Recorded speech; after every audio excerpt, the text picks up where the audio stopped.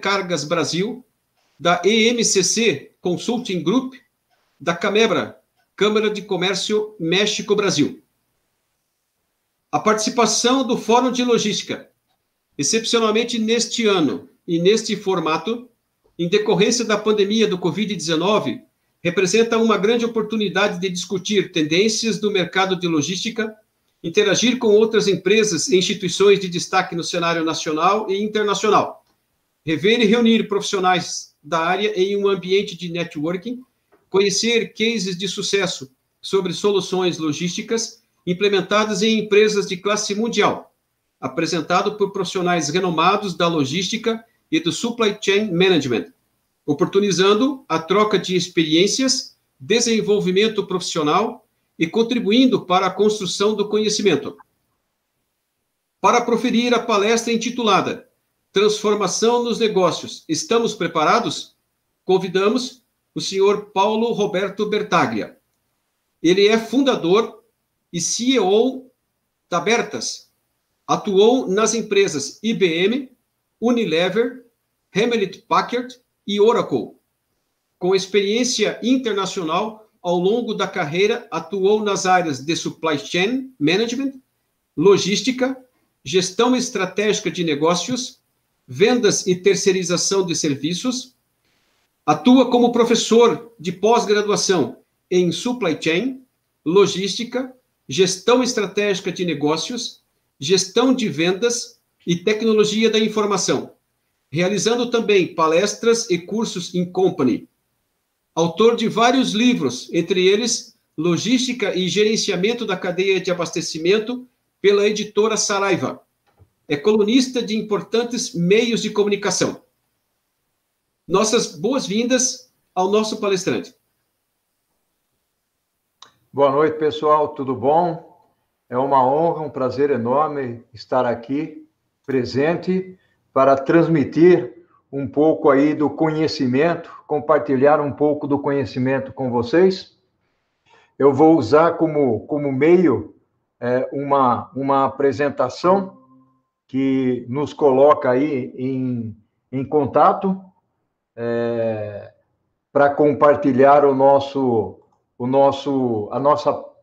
conhecimento, a nossa fala, enfim, o grande objetivo aqui é gerar um conhecimento bastante atualizado nesse contexto, por isso que eu chamo essa palestra de transformação nos negócios. Estamos preparados, porque a grande pergunta que fica pairando no ar é o quanto nós, como profissionais, e o quanto nós, como estudantes, nós estamos realmente nos atualizando no contexto desse mundo digital que se aproxima, desse mundo que está efetivamente em transformação e que nós precisamos realmente acreditar nessa transformação. Isso é fundamental para o nosso sucesso na nossa carreira.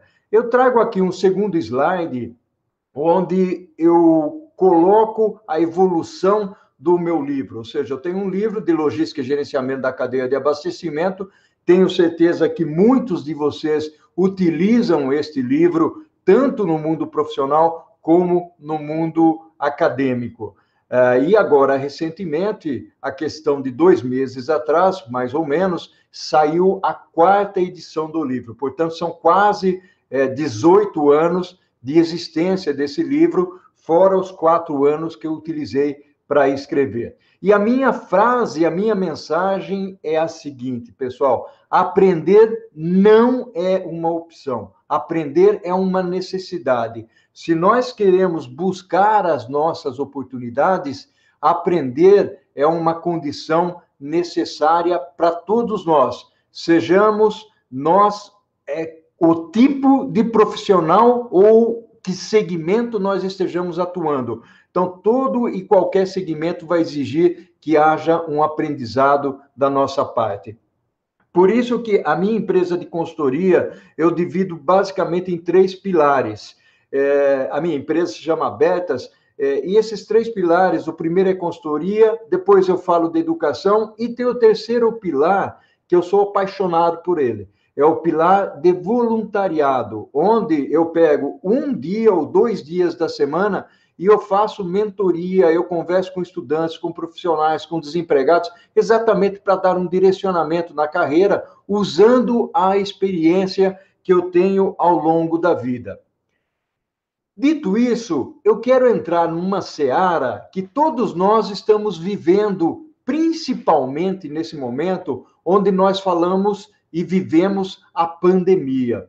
São os desafios que nós encontramos, desafios esses que, se nós nos remetermos a cerca de 30, 40 anos atrás, nós vamos encontrar um conceito que se chamava VUCA. Poxa, Paulo, VUCA, mas o que é VUCA, né? VUCA é um conceito que foi usado exatamente pelos Estados Unidos no mundo militar, naquele momento em que os Estados Unidos estavam vivendo uma situação muito delicada da Guerra Fria com a União Soviética.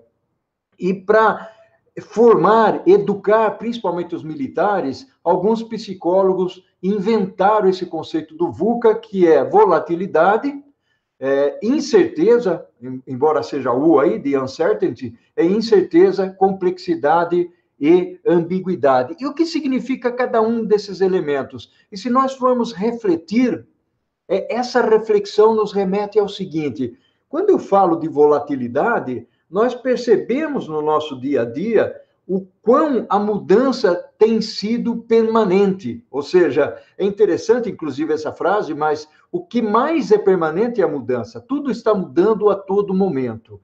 Em segundo ponto, existe a incerteza. Nós não temos clareza do futuro. Nós conseguiríamos dizer, por exemplo, há 6, 7 meses atrás, ou um pouco mais, de que a pandemia iria ter uma repercussão desse tamanho, dessa envergadura, ou seja, atingindo todo mundo, eliminando, ceifando tantas vidas queridas que nós estamos perdendo, essa é a incerteza, né? O outro ponto é a complexidade. Nós vivemos num mundo cada vez mais ágil, cada vez mais veloz, onde nós temos uma quantidade de elementos para nós tomarmos decisões que muitas vezes não dá para chegar aos 100% de certeza. Com 70% a 80% dos dados, das informações, nós temos que tomar a nossa decisão. Mesmo sabendo que muitas vezes, não tendo todos os dados, nós podemos incorrer em algum erro, em algum risco. Então, esse é um fator importante. E o outro é a ambiguidade. Eu costumo dizer o seguinte: o mundo é tão ambíguo que muitas vezes é difícil ter uma resposta certa para todas as coisas. O que eu digo, a resposta certa é sim ou não. A gente usa muito mais depende. Depende da situação e como é que nós vamos evoluir dentro desse contexto. Dito isso, eu queria evoluir um pouco para um contexto do que e por que se preparar. Por que esse tema? Por que esse tema é tão importante? E eu quero trazer exemplos para isso.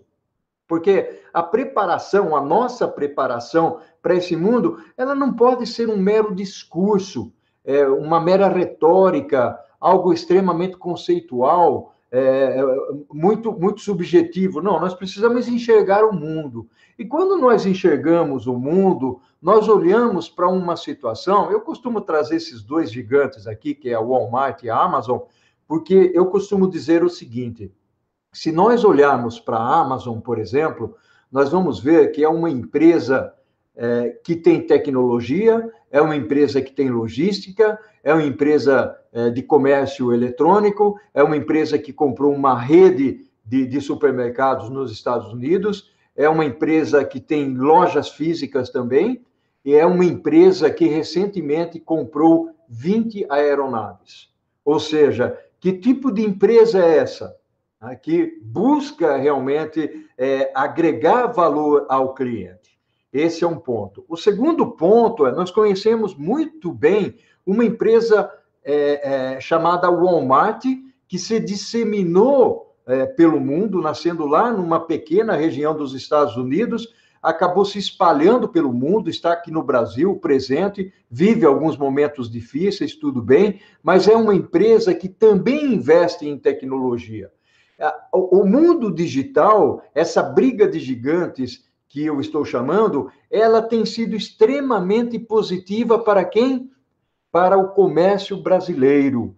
Nós percebemos, por exemplo, que quando a Amazon disse, pessoal, eu vou entrar no Brasil e eu vou lutar por um espaço no Brasil, as ações de grandes empresas brasileiras, como Magazine Luiza, Casas Bahia, Americanas, as ações caíram cerca de 5 bilhões. Isso foi o ano passado. Né? Só que essas empresas foram extremamente capazes e inteligentes. E uma delas, principalmente a Magazine Luiza, ela consegue, ao longo do tempo, dentro da sua vivência de negócio, ela consegue se sobressair. E aí, nós entendemos o seguinte: é uma marca forte, ela tem uma logística extremamente forte, que é o tema aqui desse fórum logístico, né? E aliando-se à tecnologia, ela consegue se diferenciar. Então, quando nós olhamos a cadeia de valor dessas empresas de lojas físicas e comércio eletrônico, elas acabam olhando o cliente como um elemento muito importante. E eu queria falar um pouco mais sobre o cliente daqui a pouquinho, porque toda essa demanda, toda essa transformação de negócio tem um pivô, tem um centro, e esse centro se chama cliente. Então, nós vamos explorar um pouco esse lado, exatamente porque nós, como consumidores, como clientes, demandamos e exigimos das empresas. Né? E aí tem aquelas empresas que se preparam da melhor forma possível. Logicamente, eu estou mencionando aqui empresas de grande porte, mas não necessariamente as empresas de grande porte sobrevivem. As pequenas, médias, microempresas também. E esse é um país aqui que tem, nesse momento aqui, muitas startups, muitas empresas nascendo. Então, esses conceitos, eles são extremamente interessantes como pivô dessa evolução dentro da economia digital. E aí eu começo a olhar para algumas situações interessantes na experiência do cliente. Isso é notícia de hoje, moçada. Isso é notícia atual. A Volkswagen colocou o seu carro elétrico na internet para saber quem estava interessado. Isso lá nos Estados Unidos, ok? Em 7 horas, houve tanta demanda, tanta gente entrando no site, que o site caiu. Vejam vocês que interessante. A própria Volkswagen não tinha a expectativa de que tanta procura iria ocorrer em relação a esse carro elétrico. Aqui nós percebemos algumas mudanças e algumas características. Primeiro, conveniência, acesso à internet. Segundo, as pessoas preocupadas com a sustentabilidade, o carro elétrico. E, ademais, o quanto a Volkswagen estava prevendo que haveria essa demanda. Teoricamente, ela pode não perder vendas em função dessa queda do site. Mas muita gente, eu entrei no site, inclusive para olhar, muita gente está reclamando. Quando nós olhamos para esse exemplo e para o ponto que nós estamos falando de transformação, estamos preparados, aqui já é uma situação, o quanto a Volkswagen olhou para o futuro e pensou, poxa vida, isso pode ter uma demanda muito alta. A sua bola de cristal não teve condições de prever de que o site iria cair por tanta demanda de gente entrando ali. Então, vejam as mudanças que acontecem aqui. A outra, todo mundo está sabendo, muita gente reclamando, outros esperando para ver o que vai acontecer, mas olha a mensagem de hoje, 25 de setembro. Isso está no jornal de hoje, moçada. Venda dos Correios pode render até 15 bilhões. Aqui, independente da nossa posição particular, de cada um, se deve ou não deve privatizar, o que acontece aqui é que há um burburinho no mercado e algumas empresas se mexendo em relação a isso. E empresas de grande porte, a própria Amazon, a DHL, a Magazine Luiza, a própria B2W, a FedEx, são empresas que estão entendendo que elas têm potencial, inclusive, para adquirir o Correios. E aqui a pergunta: estamos preparados? Os Correios estão preparados, nós temos 100 mil pessoas trabalhando nos Correios, né? E o quanto nós, fora dos Correios, estamos preparados para entender essa mudança. Nós compramos livros, nós compramos roupas, nós compramos eletroeletrônicos, nós recebemos cartas, nós recebemos correspondência de tudo quanto é lugar. Quer dizer, isso muda a sociedade, até porque o correio tem uma importância significativa dentro da sociedade. E aí vem a governança das empresas dentro do conceito da proteção, da Lei Geral de Proteção aos Dados. Ou seja, isso também influencia qualquer empresa. E o quanto a gente está preocupado e se preparando para isso. E o outro é a experiência do cliente, que eu digo, consumidor testa a agilidade das empresas. Como é que está a logística das empresas que me prestam serviço? Como é que está a logística da minha empresa? Essa transformação, ela está sendo encarada da forma correta e coerente? Eu queria mostrar para vocês algumas tendências importantes.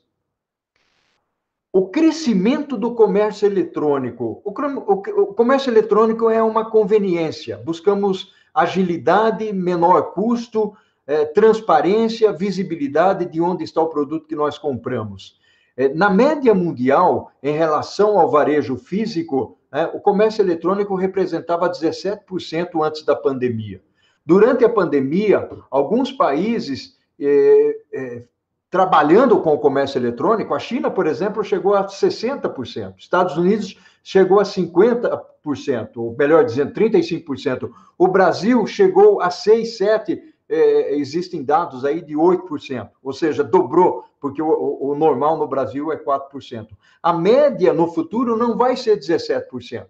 Talvez não seja 35%, talvez não seja 40%, mas não vai ser 17%, vai ser superior a isso.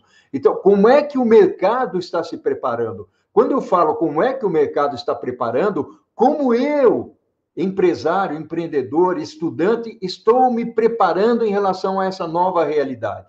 O que eu estou estudando em relação ao comércio eletrônico, independentemente do segmento em que eu esteja. Então, pessoal, o comércio eletrônico é uma tendência fortíssima e vai mudar, basicamente, toda a supply chain, toda a logística, toda a forma de se fazer negócios. E a tecnologia é um respaldo importantíssimo para esse elemento que já vem tomando corpo e conquistando um espaço enorme. O outro ponto, nós vivenciamos isso, principalmente às sextas-feiras, sábado, domingo, nós queremos pedir a nossa pizza, a nossa comida, então cresce a entrega a domicílio, não é só o eletroeletrônico, tem muito mais coisas, o motoboy, né, fazendo o seu trabalho, o Avan fazendo o seu trabalho, então nós estamos buscando aqui uma conveniência importante dentro desse contexto. O outro ponto que eu gostaria de trazer, veja, tudo isso que eu estou falando para vocês, por favor, coloquem como reflexão, como eu estou me preparando para tudo isso, né, no contexto tanto de consumidor, como no contexto de fornecedor, porque eu posso ter a minha empresa ou eu posso ser um estudante, que eu preciso aprender essas novas realidades que estão surgindo aí no mercado. Quando se fala em indústria 4.0, transformação digital, isso não é balela, isso está acontecendo. Nós não podemos dormir no ponto, nós precisamos acompanhar essa rajada de metralhadora que está acontecendo aí. As empresas nem todas estão indo, logicamente, para o 100% do mundo digital, mas estão caminhando para isso gradualmente. E a pergunta que se faz para alguém que vai ser contratado ou para alguém que está nesse mundo de negócio, principalmente que eu que faço consultoria, é para onde nós estamos indo?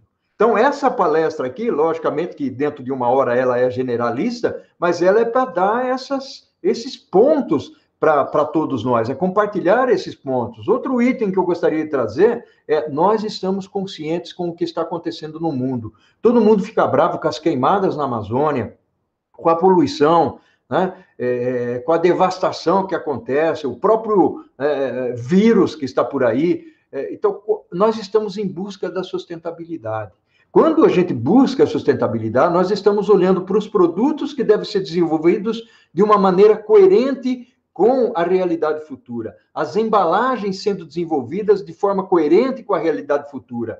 Ou seja, o quanto de logística reversa, de economia circular existe no nosso planeta, o quanto nós estamos reaproveitando das substâncias, das matérias-primas que nós exploramos lá na natureza, o quanto eu estou me preparando para questionar governos, questionar instituições em relação a isso. Então, é um ponto extremamente importante, até porque a inovação é acelerada. Ontem eu estava conversando com um amigo e contando uma história para ele, que no ano de 1973, um sujeito americano inventou o celular.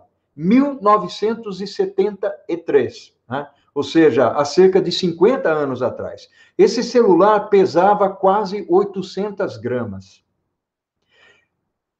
O celular, ele só começou a ser utilizado em 1983, nos Estados Unidos. Outros países até anteciparam isso. Vamos olhar hoje para a nossa realidade. Nós não vivemos sem o celular. Nós estamos aqui olhando, né? Eu estou aqui com um celular nas minhas mãos, né? Ou seja, eu recebo por aqui inputs, com certeza vou receber perguntas depois.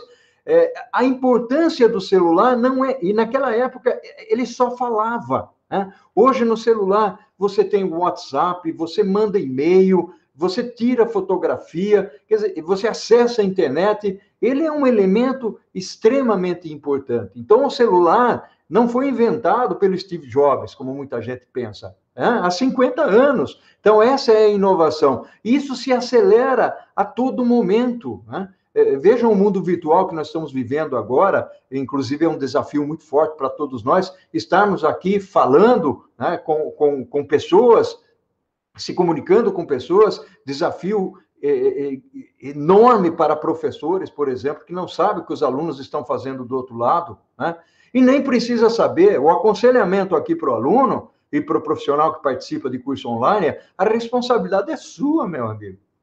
A responsabilidade é sua. Se você, por exemplo, liga lá o seu virtual e vai tomar um café, vai jantar, vai namorar e não participa das aulas, isso é um problema seu, não é? O quanto é que você está aprendendo? É essa reflexão que nós precisamos fazer, saber dividir os momentos. No mundo de hoje, nós vivemos na dependência de dados. Essa dependência de dados é que dá, por exemplo, condições de você fazer manutenção preditiva na sua máquina, e saber se ela vai quebrar ou não. O sistema vai avisar você dizendo, olha, a sua máquina precisa de uma manutenção, porque senão ela vai ter problemas. Vou mais longe, né? Você pode ser um avatar, um sujeito no meio de uma multidão, e um sistema, ele pode te fazer uma gestão sabendo quais são os seus movimentos. Não precisa nem dar o CPF, né? As empresas conseguem controlá-lo de maneira que os seus hábitos, sendo um avatar num sistema, você pode ser monitorado de tal maneira que as pessoas conheçam quais são os seus hábitos, os seus costumes. Se você entra na biblioteca, se você vai no bar, se você vai no Rock in Rio, né, o que é que você costuma comprar. E isso é importantíssimo, porque eu posso mandar para um site da internet uma informação dizendo, olha, essa pessoa, ele gosta de vinho, toda hora ele entra numa loja de vinho, ou ele toma vinho. Essas são as informações que vão fazer com que um fornecedor depois te procure e diga, opa, tem uma promoção aqui, uma promoção de vinho, uma promoção de livros, ou alguma coisa desse tipo. Isso não é futuro, pessoal. Isso já existe. Esse é um avatar que já existe. Nós somos monitorados constantemente e nós sabemos disso. As novas formas, os novos modelos de fazer negócios, isso é importantíssimo, porque hoje a criatividade, a forma como nós pensamos e raciocinamos, nos leva a criar novos modelos de negócios. Então, quando nós olhamos para um Uber, quando nós olhamos para uma Amazon, para um Alibaba, quando nós olhamos para empresas de internet se reinventando, quando nós olhamos para empresas que fazem reservas de hotéis de uma forma muito mais barata, isso é um novo modelo que, graças à tecnologia, pode ser implementado. Isso tem sido muito comum, a todo momento as startups estão inventando novas coisas. o quanto isso muda as nossas vidas, é o que nós precisamos perceber e como nós devemos estar preparados para essa finalidade. Ok? E o outro que eu considero importantíssimo, uma aguinha aqui para irrigar a garganta, é a experiência do cliente. Eu já toquei nessa palavrinha mágica que é a experiência do cliente, e é exatamente isso. Nós estamos medindo o que as empresas fazem, como é que as empresas prestam os serviços, qual é a qualidade do produto. E eu não estou falando apenas de automóvel, eu estou falando de roupas, eu estou falando de itens pequenos, eu estou falando de canetas, eu estou falando de serviço de restaurante, da comida que você recebe, do vinho que você recebe, da cerveja que você compra no comércio eletrônico e que você avalia. E mais do que isso, a logística se tornou um elemento tão importante nesse processo que as empresas, obrigatoriamente, têm que treinar os motoristas ou os seus terceiros para dizer para ele o seguinte: quando você chegar com a encomenda, com a correspondência, lá na pessoa que comprou o meu item, você tem que tratá-la de uma forma muito especial. Um bom dia, uma boa tarde muito especial, um treinamento, um tratamento, né, diferenciado, porque a logística é uma extensão da organização. Antigamente, a logística não tinha essa importância que as empresas estão dando para ela. Era meramente um instrumento de armazenar e entregar. Mas não é só isso. Tem o conceito da última milha, principalmente, ou o último quilômetro, para a gente aportuguesar aí, onde tem uma importância muito grande, porque é o contato com o consumidor. Ali você pode extrair informações importantíssimas, porque você está chegando naquele consumidor que você desconhece, que fez a compra, por exemplo, na sua internet. Então, essa experiência do cliente é fundamental. E como é que eu conheço o mercado? Não importa se eu sou auxiliar de almoxarifado, ou diretor de supply chain, ou diretor de marketing, ou presidente de empresa, ou coordenador de armazém, ou motorista de caminhão. Eu preciso conhecer, mesmo que genericamente, o que é que está acontecendo no mercado. Até para eu me candidatar a empregos, ou para eu me manter no emprego que eu estou hoje, ou para eu fazer um empreendimento. Isso é extremamente importante. Como eu estou me preparando? Esse é um ponto fundamental. Eu queria aqui extrair e evoluir um pouquinho dentro de algumas oportunidades, complexidades e desafios estratégicos que, a meu ver, são extremamente importantes dentro da sociedade, dentro das comunidades e, logicamente, dentro das empresas. O primeiro se chama integração. O que é a integração? Muita empresa ainda vive na década de 50, de 60 ou 70, onde os departamentos eles são totalmente ilhados, vamos dizer assim. Eles são isolados. E esses departamentos, eles não se falam. E muitas vezes não possuem sequer métricas para interagir entre eles. Quando eu falo em planejamento, em compras, em manufatura, em distribuição, esses departamentos, de alguma maneira, precisam estar integrados. Os indicadores de desempenho, as métricas pelas quais as pessoas e as áreas são medidas, elas devem ser conhecidas por todos que fazem a interface. Isso se chama integração. E eu vou mais longe ainda. A integração não fica dentro da minha empresa. A integração está no nível da minha empresa, mas está também com o meu fornecedor, com o meu cliente, com o meu operador logística, ou seja, com todos que me prestam o serviço. Essa integração é fundamental. E a ferramenta tecnológica, ela está aí, disponível para facilitar. E aí, de novo, eu preciso entender, para saber como é que eu me preparo para isso. Essa é a consultoria, inclusive, que a gente presta. Ou seja, como é que eu evoluo dentro desse contexto? Qual é a luz que eu dou para os meus clientes, os clientes do Paulo Bertaglia, por exemplo, com relação a isso. Como é que eu me preparo dentro desse contexto? E aí eu evoluo um pouquinho mais, que é o ecossistema colaborativo. Eu falei lá atrás da concentração de dados, da dependência de dados. Hoje o importante é eu compartilhar os dados. Existem conceitos do tipo, se eu sou um varejo, ao invés de eu ficar fazendo pedidos lá para o meu fornecedor, eu posso ter um sistema que automaticamente, a partir do momento em que baixa o estoque no meu varejo, ele aciona o meu fornecedor para ele entregar o produto para mim. Eu posso ter um ecossistema colaborativo onde o meu fornecedor de peças pode desenvolver o projeto junto comigo, num sistema junto comigo, um sistema de engenharia, uma planta, ou mesmo uma aeronave, um carro, uma parte de um carro. Isso é ecossistema colaborativo. Né? Já existe isso hoje. Já é comum a utilização. Então, essa troca de informações com fornecedores e clientes, e não fica só no mundo de fornecedor, mas fica também no mundo da concorrência. A Apple é cliente da Samsung. A tela do celular da Apple é feita pela Samsung, o seu maior concorrente.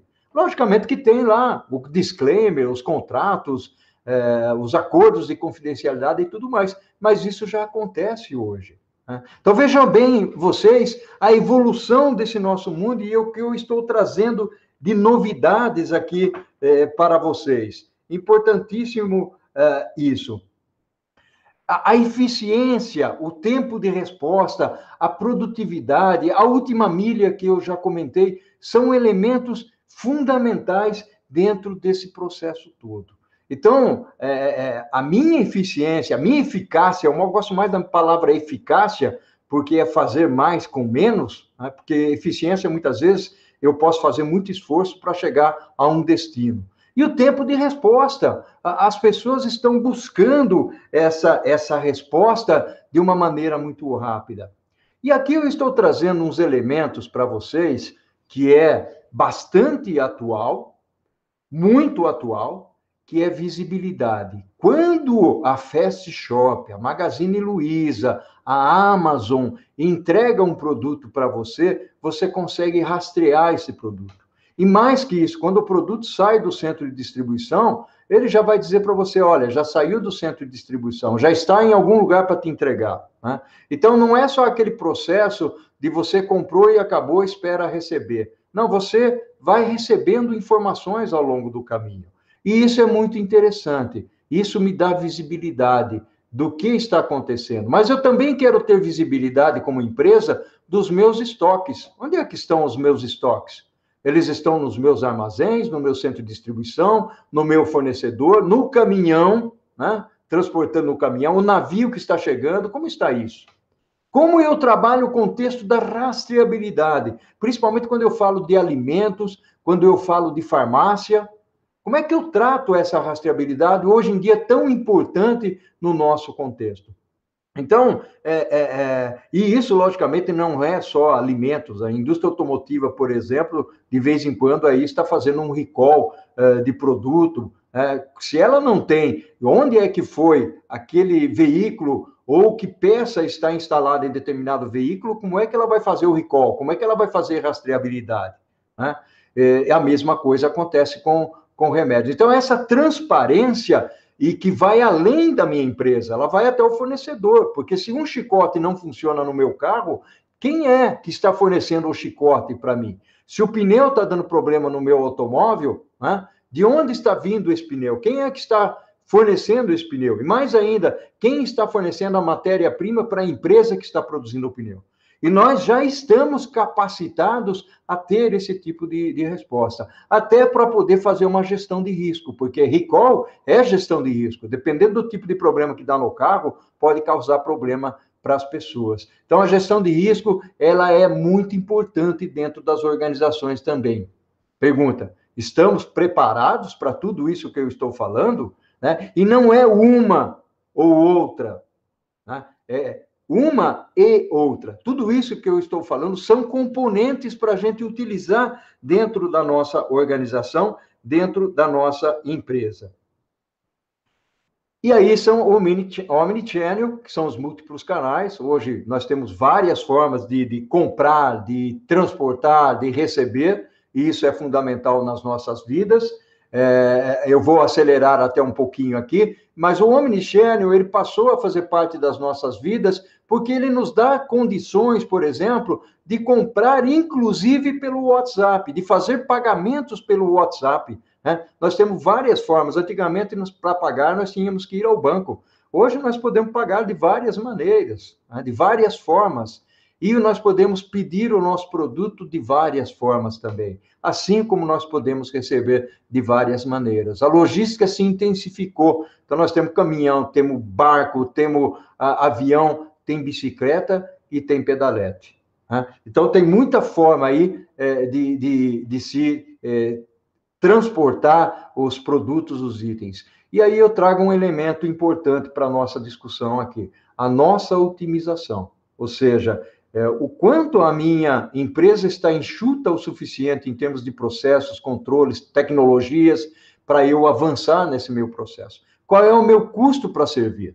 O quanto está custando, e isso nós precisamos avaliar, o quanto está custando dentro da minha empresa servir às organizações, né? E aí, partir para a cultura digital. Né? Estou preparado? O quanto eu estou lendo, o quanto eu estou aprendendo dessa cultura digital, desse mundo 4.0, logística 4.0, supply chain 4.0, indústria 4.0, tem tanta coisa acontecendo e está acontecendo, gente. Na indústria, nós já temos muitos exemplos, no varejo, nós temos muitos exemplos dessa natureza. Eu quero aqui fazer um resumo, antes de abrir para perguntas para vocês, porque eu acho que deve ter muita pergunta, mas qual que é o nosso futuro, então? Nesse resumo do entender o quanto eu estou preparado, tudo isso que eu falei, logicamente, nós estamos olhando a 10 mil pés de altura, né? Mas é ingrediente suficiente para que eu vá lá na internet, faça um curso, vá na universidade, compre um livro, converse com pessoas que têm essa experiência. Qual é a tecnologia que vai me atender? Como é que a minha empresa pode fazer colaboração? Lá na instituição de ensino, como é que eu posso colaborar?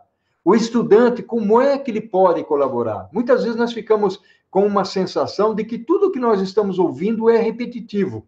E é verdade, é verdade. Mas o que eu faço de diferente para que aquilo que é repetitivo eu consiga ir um pouco mais no detalhe?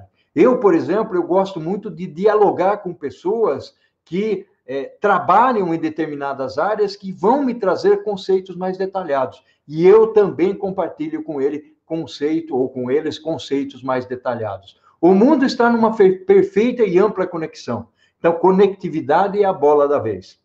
Nós estamos aqui conectados, conversando uns com os outros. Visibilidade, eu já falei disso.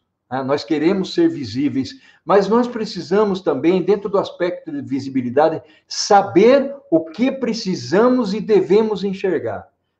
Muitas vezes, aí pela internet, pelo LinkedIn, a gente acaba seguindo uma série de pessoas que têm um conhecimento superficial. Nós precisamos escolher as pessoas que nos tragam conhecimento, que proporcionem uma vantagem competitiva. Olha uma palavrinha mágica.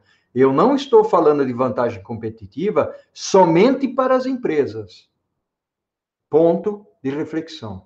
Eu estou falando de vantagem competitiva para nós, indivíduos, para nós como pessoas.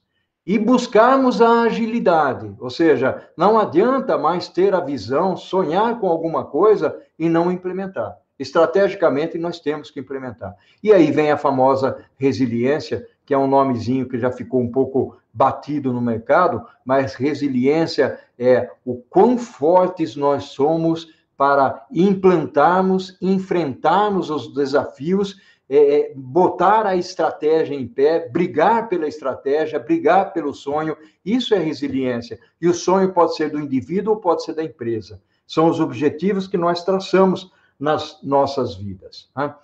Aqui eu trago uma frase para vocês refletirem como uma mensagem. Uma escada que nos leva ao sucesso pode também ser o caminho do fracasso. Portanto, muito cuidado.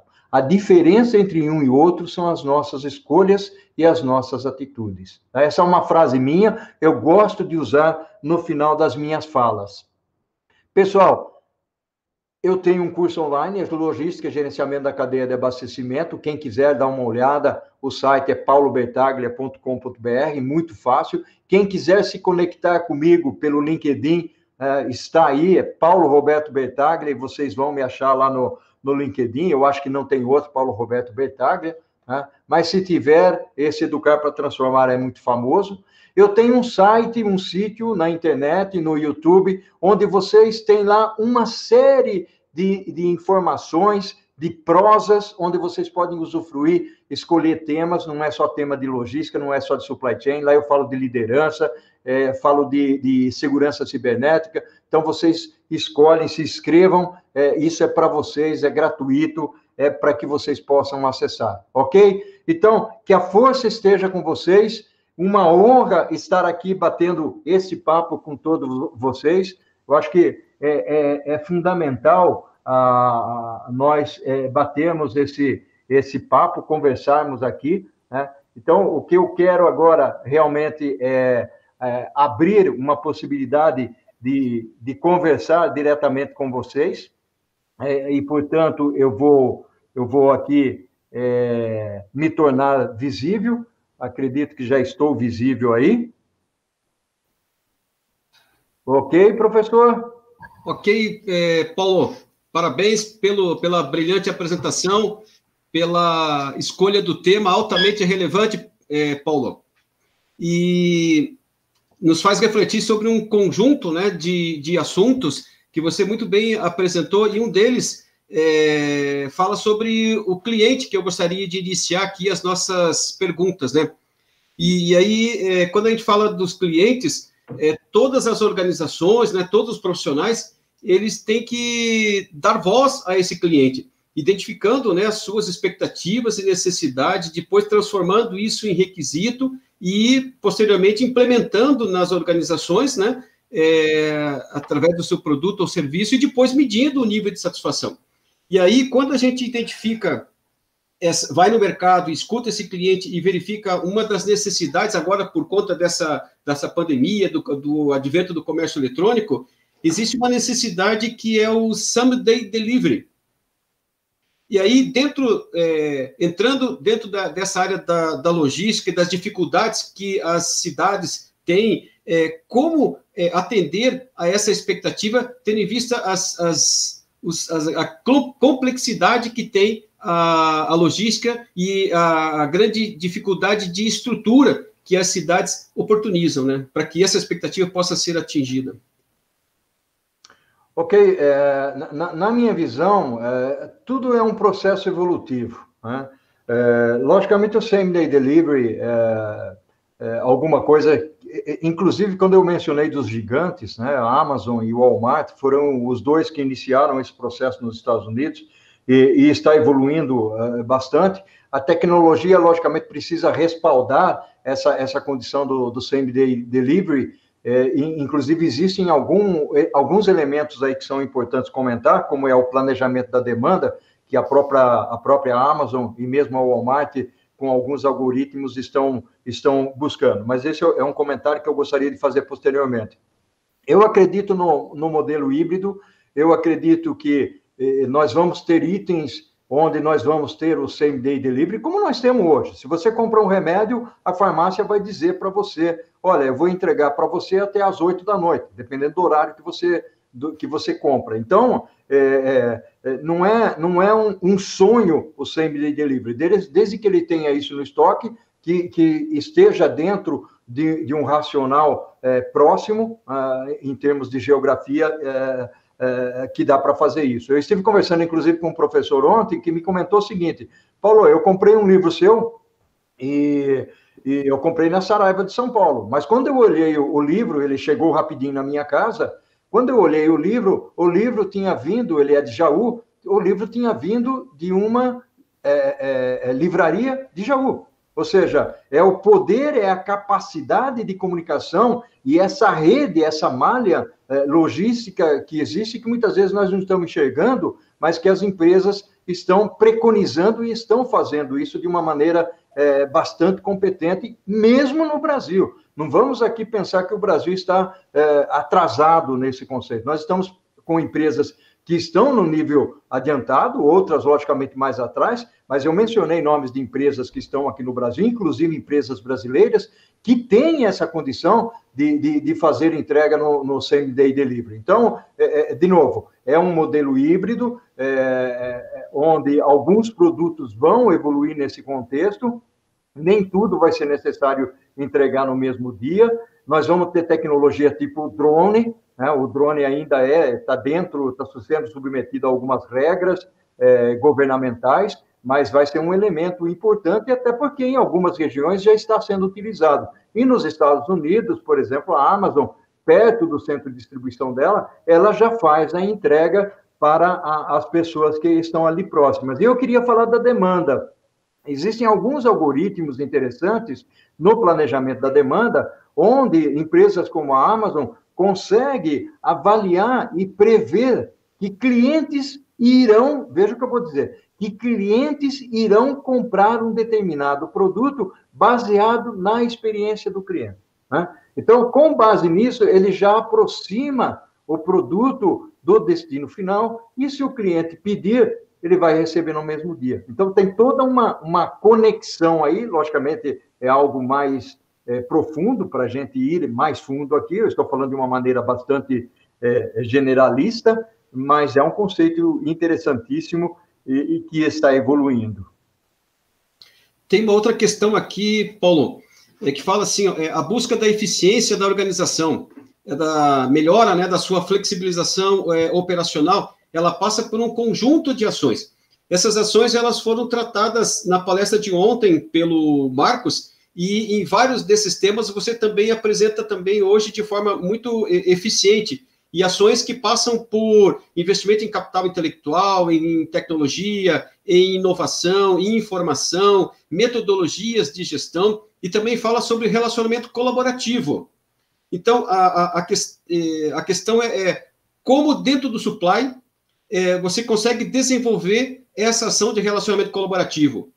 Tem um exemplo que aconteceu recentemente, que foi dado pela Renner. A Renner, dentro da cadeia de suprimentos dela, ela tem um conjunto de fornecedores de micro e pequenas empresas que estavam passando por dificuldades por conta da pandemia. O governo federal, ele liberou inicialmente uma linha de crédito de 12 bilhões de reais para atender esses micro e pequenos empresários. E agora, numa segunda edição, mais 18 bilhões. Só que de todo o universo de micro e pequenas empresas, 20% conseguiram acesso a essas linhas de crédito, porque os bancos começaram a exigir condições de segurança, um carro, um bem, um patrimônio, e daí esses micro e pequenos não conseguiram, né, essa linha de crédito, muitos fecharam, reduziram funcionários, e a Renner, vendo isso, ela abriu uma linha de crédito dela. Então, chamou os seus micro e pequenos empresários, forneceu uma linha de crédito a juros baixos, e ela conseguiu alimentar, não quebrando a sua cadeia de suprimentos. Então, os pequenos fornecedores que entregavam roupa, enfim, vários itens, né, que abasteciam essas lojas, conseguiram sobreviver num momento difícil que a gente está passando. Como, então, voltando à pergunta, como desenvolver o relacionamento colaborativo dentro do universo do supply? Toda cadeia, ela tem os seus elos, né? Existem elos que são mais vulneráveis do que outros. As condições, eu sou um apaixonado pelo relacionamento colaborativo, até porque fazer relação colaborativa não é algo novo, né? Nós sabemos que lá atrás houve um relacionamento colaborativo muito forte com o conceito do ECR, que era o Efficient Consumer Response, ou seja, é a resposta rápida e eficiente ao consumidor. Isso começou com Procter & Gamble e o Walmart, ou seja, a relação de colaborar, principalmente entre o varejo e a indústria. Eu entendo que no supply chain esse relacionamento colaborativo ele pode ser ampliado em toda a sua extensão, e de várias formas, de várias maneiras. Eu estive fazendo um trabalho recentemente numa empresa, um trabalho virtual, logicamente, numa empresa de operação logística, onde ele possuía, né, e possui caminhões de grande porte. E ele queria entrar, e ele precisava entrar numa seara onde demandava caminhões de pequeno porte ou veículos de pequeno porte, porque as entregas elas eram feitas dentro das cidades. Então, dentro do setor urbano, onde você tem horários para poder fazer entrega e onde caminhões grandes, muitas vezes, não dá para entrar. E ele veio participar de um processo de mentoria comigo, e o que eu disse a ele, logicamente já existia um pouco dessa tendência, mas o que eu disse a ele é o conceito do relacionamento colaborativo tem que ser implementado aí. Né? E aqui eu vou dar um exemplo, né? Embora em todos os elos a gente possa usar isso. E qual foi o exemplo? Você colabora com outras empresas. Existem empresas que são especialistas em fazer entregas nos grandes centros urbanos, com velocidade, agilidade, horário, conhece as ruas, conhece os meandros. Né? Então, por que você não se associa a alguém? Né? Por que você não colabora com esse alguém? Essa colaboração deu tão certo que hoje, inclusive, outros sistemas logísticos, como o cross-docking, são utilizados. O que é o cross-docking? O cross-docking é chegar um caminhão grande, fechado, carregado com mercadoria e distribuir isso para veículos menores. Quais são os veículos menores? São os veículos dessa empresa, né? Que ele acabou se associando e estão fazendo um trabalho colaborativo. Então, dentro da supply chain, isso é possível, principalmente no aspecto da manufatura. A manufatura, eu citei o exemplo da Apple com a Samsung, mas esse aspecto de colaboração, ele é fundamental. E, para mim, quando falamos de supply chain, a área de desenvolvimento de produtos, desenvolvimento de embalagens, é uma extensão. Então, como é que você colabora com as empresas dentro da supply chain em fazer desenvolvimento de produto, de embalagem, de matéria-prima? Né? Então, dá para fazer isso, logicamente exige criatividade, boa vontade, aquela expressão relação ganha-ganha, que é tão famosa e nem sempre é utilizada. Então, é fantástico isso, dá para fazer, né? Exige aí, o professor, exige aí um grau de criatividade e um grau de empatia para a gente abrir um pouco a nossa mente, né? E navegar nesse mundo aí de processos, de tecnologia, estratégias, que são os elementos cruciais da base organizacional. Ok, muito bom, Paulo. Tem uma questão aqui do Libório Halber. Ele foi palestrante nosso no primeiro dia, abriu o evento. Seja bem-vindo, Libório. É um prazer tê-lo aqui conosco. E muito obrigado, né, por participar nessa edição. Ele diz assim, Paulo: em um mundo extremamente volátil, carregado de incertezas, uma enorme complexidade e com extrema dificuldade de entender, o que o indivíduo pode contribuir para a escalabilidade do negócio? Muito, muito boa pergunta, Libório. Aliás, Libório, aqui no ar, eu te faço um convite já para participar do Prosa com o Bertaglia, tá? Então, estou aguardando sua resposta. A minha resposta para essa finalidade, ela está embasada no soft skill. Né? Eu vou partir para um lado. O que é soft skill? São as competências que as pessoas têm. Quando nós falamos num mundo em que existe muita volatilidade, que tem muita incerteza, que tem muita complexidade, nós nos remetemos para alguns conceitos que não são novos. Vocês já devem ter ouvido falar do chá, né? O chá, que é o conceito de competência, de habilidade e de atitude. As pessoas cada vez mais precisam se preparar, não só no aspecto do conhecimento técnico.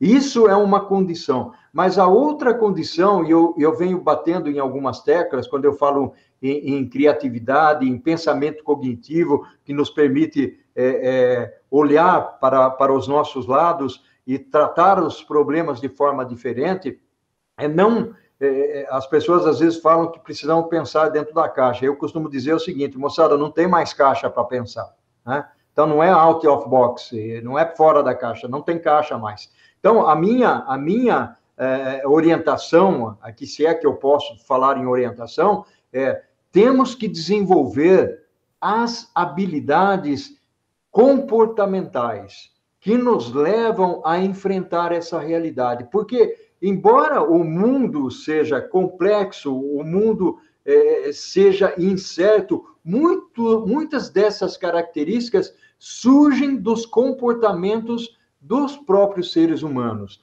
Eu não sou psicólogo, mas alguma orientação nesse sentido a gente consegue trazer. Então, como é que eu me preparo para isso? Eu dei um curso de liderança recentemente e é tão bom olhar por esse lado das competências e como é que eu exploro o lado das competências, porque muitas vezes nós nos damos conta de que nesse mundo complexo e incerto, nós não estamos muito afim de nos atualizarmos. Nós não estamos muito afim de estudar, né? E eu não estou falando só do estudante, eu estou falando do camarada que vai na universidade, eu estou falando também do profissional. A nossa vida é um constante aprendizado. Então, com esse constante aprendizado, com o network, com o relacionamento e tudo mais, a gente consegue ampliar os nossos horizontes, aproximar da janela. Eu gosto de dar esse exemplo. Se você fica distante da janela, você tem um ângulo de visão. Se você se aproxima da janela, o seu ângulo de visão ele fica maior. Então, esse ângulo de visão e estar próximo da janela significa se aproximar dos problemas e saber gerenciar conflitos. Então, esses são pequenos pontos que eu trago para essa pergunta do Libório. Muito bom, Paulo, obrigado. Outra questão, ele diz assim, ó, na sua opinião, a privatização é um fator-chave para alavancar a evolução do percentual dos modais de transporte em nosso país? Acho que ele está relacionando aqui, Paulo, que a nossa matriz de transportes, ela diz assim que o rodoviário é 62%, o aéreo 0,4%, o ferroviário 23%, o hidro 11%, e o de dutos, 4%. Acho que ele está relacionando aqui de como que isso pode ser equilibrado, né? A nossa malha, ela é bastante desbalanceada, a nossa malha logística, né? Então, a matriz, com esses percentuais que você falou, logicamente um volume muito maior, ele é transportado via rodoviária, por caminhões, depois vem os trens. Eu fiz um estudo inicial nesse sentido, aliás, foi um dos primeiros estudos que foi feito no Brasil em 1998, né, que foi quando eu fiz, e depois eu publiquei isso na minha primeira edição, gerando esse tipo de matriz, né, e dando uma importância significativa a ela. Eu entendo... e aí eu tenho a minha forma de enxergar as coisas. Eu acredito que a iniciativa privada ela tem uma orientação organizacional muito mais apropriada, porque ela busca o lucro. E para buscar o lucro, ela otimiza processos, ela usa o que há de melhor em termos de tecnologia, ela coloca pessoas que estejam a fim de realizar e fazer as coisas acontecerem, porque existem elementos que nós chamamos de stakeholders, acionistas, investidores, que estão cobrando isso. O mundo público, e principalmente no Brasil, nós sabemos que ele é orientado, muitas vezes, a articulações políticas, e essas articulações políticas nem sempre elas são favoráveis aos desejos da população e ao bem-estar da população. Então, eu acredito, Paulo Bertaglia particularmente, eu acredito que a privatização é um bom negócio, mas precisa ser feito com um grau de gestão importante, tem que olhar o lado estratégico, ou seja, nós precisamos ver se aquilo que nós estamos privatizando, no futuro, por exemplo, não pode vir a nos causar um certo problema, ou seja, construção de barragens, ferrovias nas mãos de empresas internacionais, tem que ter uma gestão muito forte em relação a isso. Só que o setor público tem que ser mais técnico do que político nesse sentido. Então, e é um pouco do que acontece com os Correios. Eu sou favorável, por exemplo, à privatização dos Correios, né? Só que tem que ter uma gestão, porque os Correios também, além de ser um ente logístico entregando produtos e correspondências, ele também é social, porque ele faz chegar remédio em alguns lugares que nós não temos empresas logísticas chegando lá. Embora muitos digam que sim, que chegam e tal, mas nós sabemos que lá no confim da Amazônia precisa chegar e o nosso correio chega. É a mesma coisa do que Estados Unidos. Estados Unidos tem hoje um débito muito grande em termos de correio, perde dinheiro, mas é estatal. Logicamente, o Trump está querendo privatizar, assim como aqui, que foi o exemplo que eu dei. Então, na malha logística, eu acredito que tem um espaço muito grande para privatizar, e eu acredito que, inclusive, as ferrovias têm um espaço para crescer, e é um espaço importante aí, professor. A gente comenta em sala de aula, Paulo, que dentro dessa matriz de transporte, ela gera um custo logístico de 12% do PIB, né? O Brasil tem. E aí, as pesquisas, né, feitas pelo ILOS, né, Instituto de Logística, pela EPL, os trabalhos que eles têm apresentado, claro que necessário investimentos em portos, aeroportos, melhorar a nossa infraestrutura, e se você conseguir um equilíbrio dentro dessa matriz, você pode sair de 12% do PIB para 5,4%. Isso é competitividade para o país, né? O preço do nosso produto que chega na prateleira, tanto no mercado interno quanto para exportação, ele fica muito competitivo. Então, é fundamental investir num equilíbrio da nossa matriz de transporte. Tem uma questão que diz assim, Paulo, na atualidade, qual o setor produtivo mais desenvolvido em logística e gestão da cadeia de suprimentos no Brasil? Eu não diria que há um segmento específico para isso. Nós temos empresas dentro de segmentos. Se for para dar resposta em cima de segmentos, eu diria que o varejo, por exemplo, é um segmento que está avançado na logística, com algumas grandes empresas. A Amazon, inclusive, é o grande culpado por isso, ou seja, para enfrentar a Amazon, as empresas tiveram que se preparar. Nas empresas de bens de consumo, nós temos empresas importantes, nós temos a Natura, nós temos a Unilever, a Procter Gamble, a Kimberly-Clark, são a Nivea. Nós temos empresas importantes nesse segmento. Logicamente, eu estou citando aqui algumas empresas internacionais, exceto a Natura, que é uma empresa que agora comprou algumas empresas internacionais. Muito bom isso, eu fico feliz. O Brasil, né, os executivos brasileiros lançando braços no exterior. Então, são empresas que têm um avanço na logística, no supply chain, e quando nós olhamos para a logística da Natura, não é uma logística simples, é uma logística extremamente complexa. Tenho amigos lá e de vez em quando eu converso com esses amigos, né?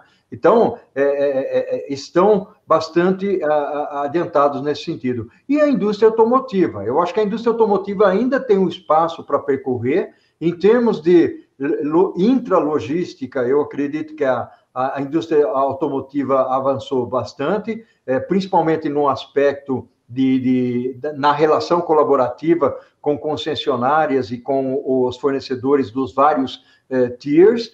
Ainda deve um pouco em relação a se programar, a se planejar com relação aos opcionais dos automóveis, e se preparar um pouco aí, professor, no sentido de que a tendência é a impressão 3D, ou seja, é a personalização do produto, e é uma personalização em massa. Então, a tendência é que as fábricas fiquem menores e que elas se aproximem dos clientes e dos consumidores, elas fiquem mais perto. Essa é a tendência. Então, o quanto nós estamos nos preparando para isso, de novo, né, o título da nossa palestra, é que vai nos levar a ser competitivos no mercado. E o recado que eu dou aqui é: a evolução da supply chain é uma evolução lenta. A cadeia de abastecimento ela é lenta dentro desse processo evolutivo. E as empresas precisam analisar e verificar aquilo que realmente traz valor agregado. Não vamos saltar para colocar tecnologia, fazer mudanças estratosféricas nos nossos processos, se eles não trazem valor agregado ou se eles representam um risco.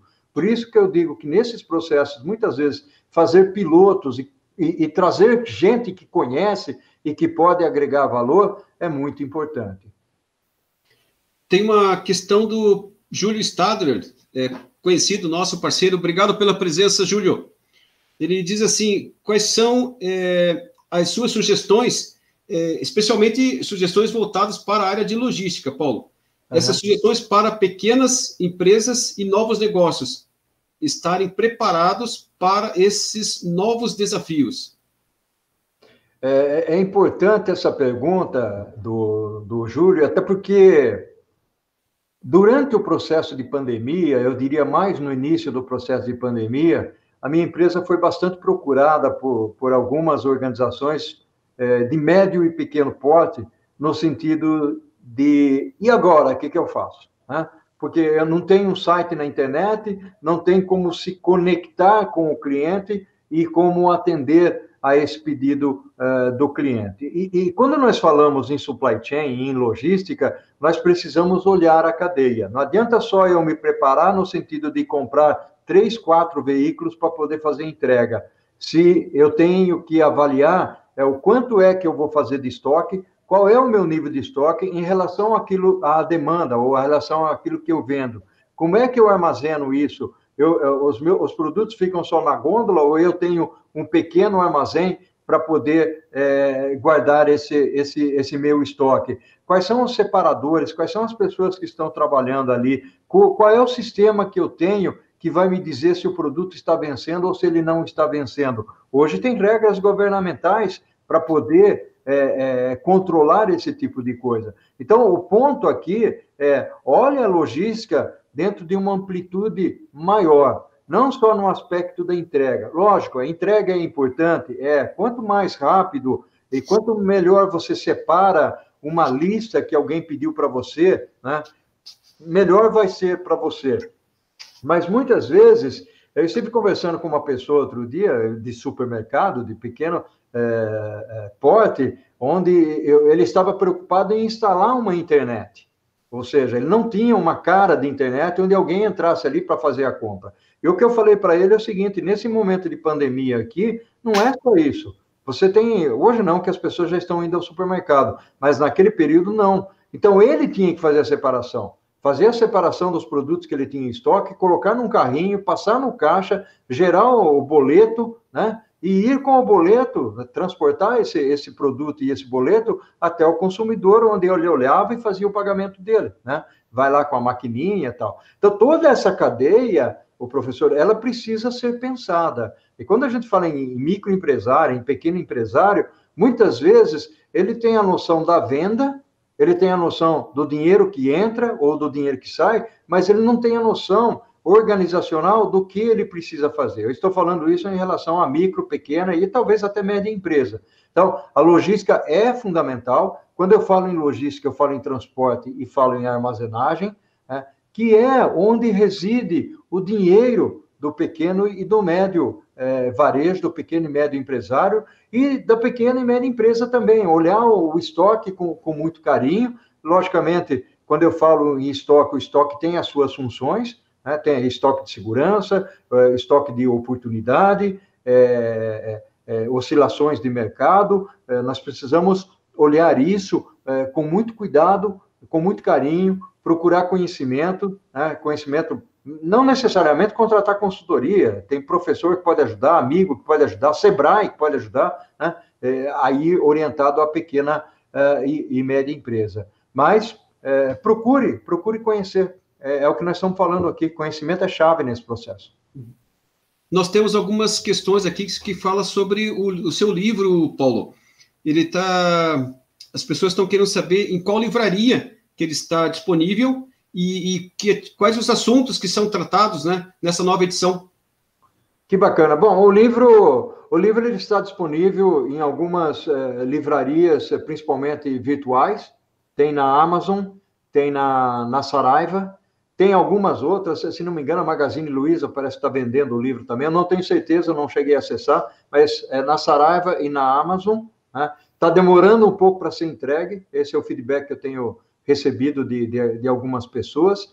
O livro ele se divide em 12 capítulos, ele trata desde estratégia, passando por comportamento de pessoas, por velocidade de supply chain, infraestrutura de transportes, comércio eletrônico, habilidades das pessoas. Eu inseri algumas novidades em relação à última edição. Eu falo de gestão de transportes, eu falo de indústria 4.0, eu falo de gestão de armazéns, de WMS, um pouco mais de tecnologia, porque o mundo é evolutivo. Eu revi um pouco o capítulo de habilidades, colocando habilidades que as pessoas de supply chain, ou as pessoas das empresas, precisam para poder buscar um emprego, para poder trabalhar dentro das pequenas, médias e grandes organizações. Então, ficou um livro bem atual. E eu diria o seguinte, é o livro de supply chain, de logística, mais atual que está no mercado, porque ele fala de empresas brasileiras. Nós usamos muitos livros do exterior, traduzidos, mas que falam da realidade do exterior. Esse não. E é um livro que foi demorado para escrever, que teve o auxílio de muita gente que trabalha em grandes empresas. Aqui eu posso falar de Volkswagen, Natura, Mercedes-Benz, Scania, Nivea, a Luísa Trajano, da Magazine Luiza, me ajudou a escrever algumas partes, principalmente lá na primeira e segunda edições, General Motors, Nestlé. Então, são empresas que eu fiz entrevistas com essas pessoas para escrever o livro, e fora a minha experiência de Arca de Noé, né, que são 35 anos de estrada, né, para poder escrever o livro. Paulo, para a gente finalizar, por conta do nosso horário, né, uma última questão, diz assim, ó, você considera o nível de tecnologia do Brasil ainda atrasado perante o mundo?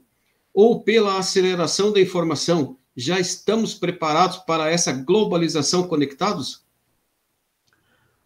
Eu gosto muito da palavra híbrido, né? O Brasil, ele apresenta alguns disparates. Da mesma maneira onde nós temos algumas empresas de alto nível, utilizando tecnologia de ponta, com um supply chain extremamente avançado, com uma manufatura extremamente avançada, já usando a indústria 4.0, como é o caso de BMW, de Porsche, Mercedes-Benz, a própria Natura, a Unilever, a Nivea, são empresas que, sem deixar de mencionar o varejo, né, a Amazon, o Magazine Luiza, são empresas que estão na vanguarda. E, ao mesmo tempo, nós temos empresas que estão ainda engatinhando e querendo saber em que aposta, né? Logicamente, eu não vou citar o nome de empresas nesse lado negativo, mas nós temos muito, principalmente no segmento de commodity, né? Embora o setor agrícola, por exemplo, também esteja desenvolvendo nesse sentido, a tecnologia está avançando no mundo agrícola. Então, nós temos esse movimento híbrido. E quando nós olhamos para os Estados Unidos, nós temos o hábito de dizer o seguinte, nos Estados Unidos está tudo na frente. Cuidado, eu tenho conversado muito com muitos amigos lá, inclusive faço mentoria para algumas pessoas lá, e tem empresas que também estão muito atrasadas. Embora existam empresas que estão lá no auge, né? E aí, principalmente as empresas de tecnologia, Apple, Google, né?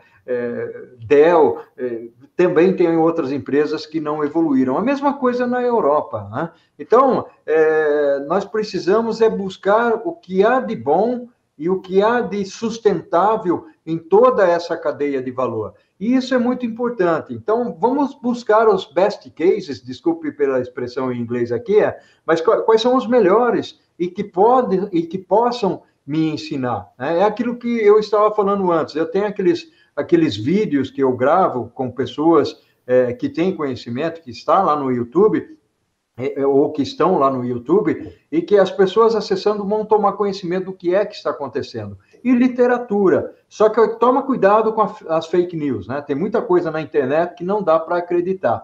Mas, realmente, a tecnologia, ela está evoluindo, vem aí o 5G, se preocupe com o emprego que você vai escolher, com o curso que você vai fazer, né?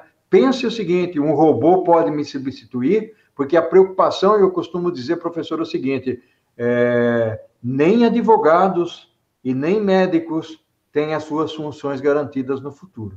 Nós sabemos disso, e nem mesmo professores. Então, a gente tem que se diversificar, tem que se reinventar, porque a tecnologia hoje já está dando o diagnóstico antecipado do câncer. E ela está dizendo o seguinte, você tem XYZ e o remédio que você tem que tomar vai ser isso aqui. Então, qual é o papel do médico nesse sentido aí? E o advogado é a mesma coisa. Tem muita empresa, principalmente nos Estados Unidos, no Brasil também tem, que estão resolvendo problemas na própria internet. São robôs que resolvem os problemas. Muito bom, Paulo. Antes de nós finalizarmos por aqui, eu gostaria de deixar alguns minutos para você, para suas considerações finais, Paulo, antes do meu fechamento. Inicialmente, a minha gratidão pela oportunidade. Eu gosto muito de disseminar, porque quanto mais eu dissemino, mais eu aprendo com as pessoas, né? E o meu mote é aprender, reaprender, ensinar. A missão é, com a educação vem a transformação. E eu lanço o convite para as pessoas, estudem, aprender. Nunca alguém, essa frase não é minha, mas nunca alguém vai dizer para você que o excesso de aprendizado te fez mal. Né? Ela pode dizer para você o seguinte, por que você não estudou? Né? Mas nunca vai dizer que o estudar demais fez mal para você. Né? Então, essa é a mensagem, é a atualização. Mas, ao mesmo tempo, pessoal, eu não estou dizendo aqui para não curtir a família, não curtir a namorada, o namorado, o filhinho, a netinha, tomar a cervejinha, tomar o seu chopinho, tomar o seu... Não estou falando nada disso. Né? Nós temos que ter o lazer. Né? Aliás, existem alguns livros que nos direcionam para a gente ter o lazer, porque o lazer, ele traz criatividade na família, criatividade nos negócios, no empreendedorismo e tudo mais. Então, essa é a minha mensagem. E a minha mensagem voltada também para o legado, professor, é o seguinte, o que nós fazemos em vida, né? Veja bem, o que nós fazemos em vida ecoa na eternidade. Eu não estou falando de morrer e ir para o céu, não é isso. O que eu estou falando aqui, qual é o legado que você está deixando? Seja na educação, seja na sua família, na relação com os amigos, esse é o legado. Né? Então, eu só queria plantar essa sementinha aí, essa sementinha ela só germina em solo fértil. Né? O solo fértil é aquele que quer receber a água, o adubo, para poder crescer. Então, o profissional e estudante. Essa é a minha mensagem, e é isso que eu quero do mundo. É um sonho. Uma pessoa que eu converter para a educação, para mim, já é um sonho realizado. Que bom, Paulo. Nós estamos... É o primeiro evento que nós fazemos nessa plataforma, viu, Paulo? E para nós, do Grupo Gestor, uma honra enorme, uma honra muito grande poder contar com você. Tenho certeza que você contribuiu de forma fundamental, com riqueza de detalhes, com assuntos tão importantes, né, para nós que atuamos dentro da área de logística. E aí nós tivemos uma felicidade muito grande de poder contar com você, com o Libório e com o Marcos Teixeira, que certamente estão nos assistindo, e a quem eu gostaria de agradecer a vocês três pelo brilhante trabalho, pela excelente apresentação, contribuíram, assim, os três de forma fundamental para o sucesso deste evento. Então, a nossa eterna gratidão, contem conosco, é um prazer enorme tê-los aqui conosco. Né? Muito, muito obrigado. Finalizando, então, nós agradecemos a apresentação do nosso palestrante, o senhor Paulo Roberto Bertaglia, a todos os integrantes do Grupo Gestor, do Fórum de Logística, que não mediram esforços para a realização deste evento. Agradecemos também a todos que nos prestigiaram ao longo desses 3 dias de realização do Fórum de Logística. Muito obrigado. Tenham uma boa noite e fiquem bem.